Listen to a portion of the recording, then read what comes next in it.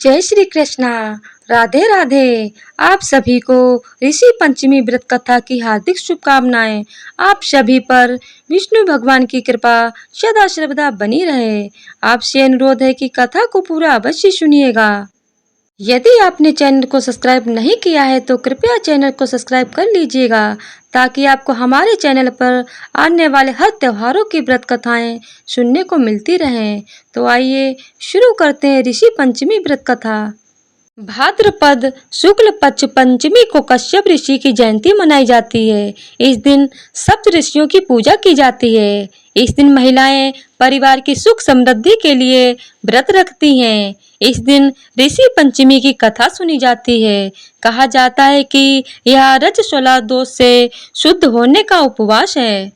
एक कथा के अनुसार एक समय राजा सित्वाश्व धर्म का अर्थ जानने के लिए ब्रह्मा जी के पास गए और पूछा कि उस व्रत को बताइए जो समस्त पापों का नाश करने वाला है। इस पर ब्रह्मा जी ने उन्हें ऋषि पंचमी व्रत की जानकारी दी और कथा बताई। उन्होंने बताया कि विदर्भ में उत्तक नाम का एक सदाचारी ब्राह्मण रहता था।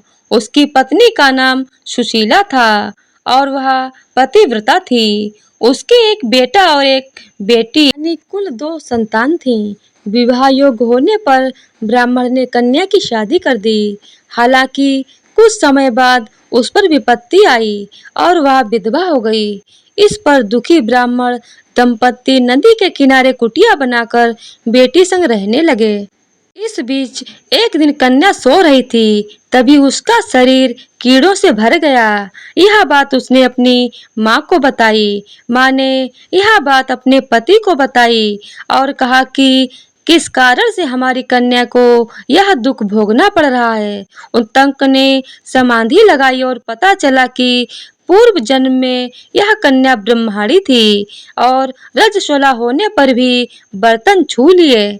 उस पाप को भोगने के लिए यह जन्म मिला तो भी उसने ऋषि पंचमी व्रत नहीं किया, इसीलिए इसके शरीर में कीड़े पड़े हैं।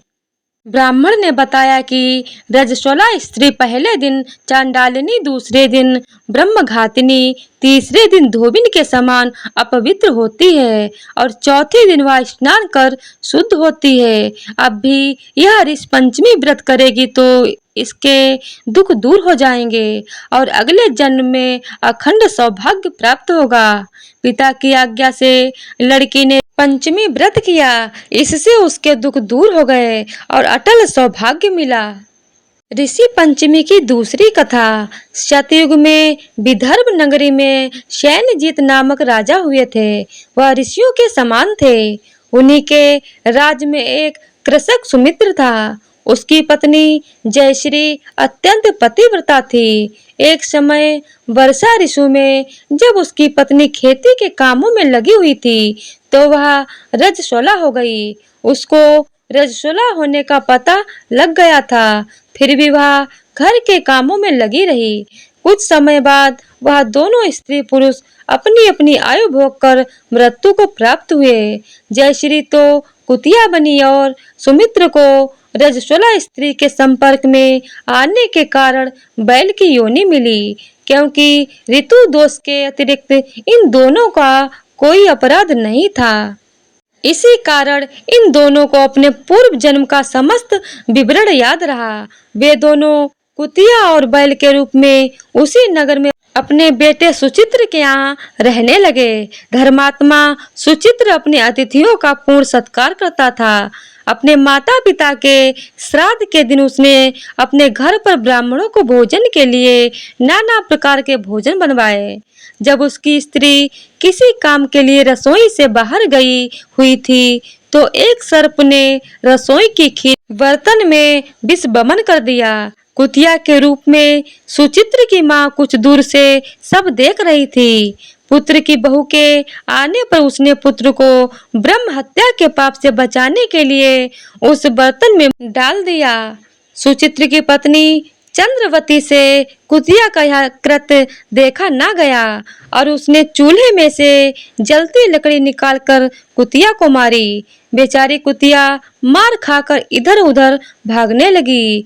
चौके में जो जूठन आदि बची रहती थी वह सब सुचित्र की बहू उस कुतिया को डाल देती थी, लेकिन क्रोध के कारण उसने वह भी बाहर फेंकवा दी। सब खाने का सामान फेंकवा कर बर्तन साफ करके दोबारा खाना बनाकर ब्राह्मणों को खिलाया। रात्रि के समय भूख से व्याकुल होकर वह कुतिया बैल के रूप में रह रहे अपने पूर्व पति के पास आकर बोली, हे स्वामी, आज तो मैं भूख से मरी जा रही हूँ। वैसे तो मेरा पुत्र मुझे रोज खाने को दे देता था, लेकिन आज मुझे कुछ नहीं मिला। सांप के विष वाले खीर के बर्तन को अनेक ब्रह्म हत्या के भय से छूकर उनके न खाने योग्य कर दिया था।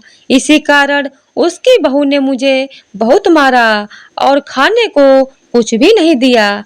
तब वह बैल बोला, हे भद्रे, तेरे पापों के कारण तो मैं इस योनि में आ पड़ा हूँ और आज बोझा ढोते ढोते मेरी कमर टूट गई है। आज मैं भी खेत में दिन भर हल में जुता रहा। मेरे पुत्र ने आज मुझे भी भोजन नहीं दिया और मुझे मारा भी बहुत। मुझे इस प्रकार कष्ट देकर उसने इस श्राद्ध को निष्फल कर दिया है। अपने माता पिता की इन बातों को सुचित्र सुन रहा था। उसने उसी समय दोनों को भरपेट भोजन कराया और फिर उनके दुख से दुखी होकर वन की ओर चला गया। वन में जाकर ऋषियों से पूछा कि मेरे माता पिता किन कर्मों के कारण इस नीची योनि को प्राप्त हुए हैं और अब किस प्रकार से इनको छुटकारा मिल सकता है।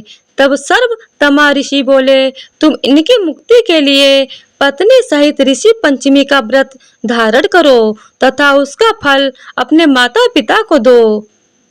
भाद्रपद महीने की शुक्ल पक्ष पंचमी को मुख शुद्ध करके मध्याह्न में नदी के पवित्र जल में स्नान करना और नए रेशमी कपड़े पहनकर अरुधंती सहित सप्त ऋषियों का पूजन करना। इतना सुनकर सुचित्र अपने घर लौट आया और अपनी पत्नी सहित विधि विधान से पूजन व्रत किया। उसके पुण्य से उसके माता पिता दोनों योनियों से मुक्त हो गए। तो आज की वीडियो अगर आप लोगों को पसंद आई हो तो वीडियो को लाइक, शेयर और चैनल को सब्सक्राइब कर दीजिएगा। धन्यवाद।